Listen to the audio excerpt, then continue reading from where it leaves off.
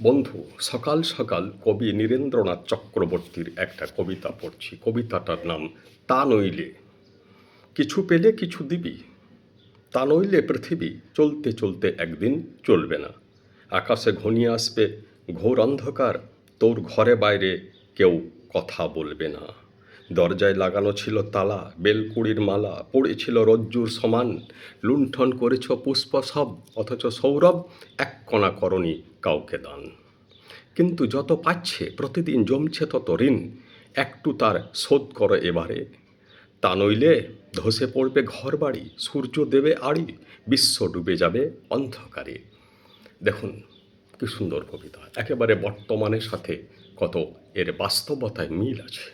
অর্থাৎ অকৃতজ্ঞতা করতে বারণ করছে, সব জায়গায় কৃতজ্ঞতা অর্পণ করুন দয়া করে।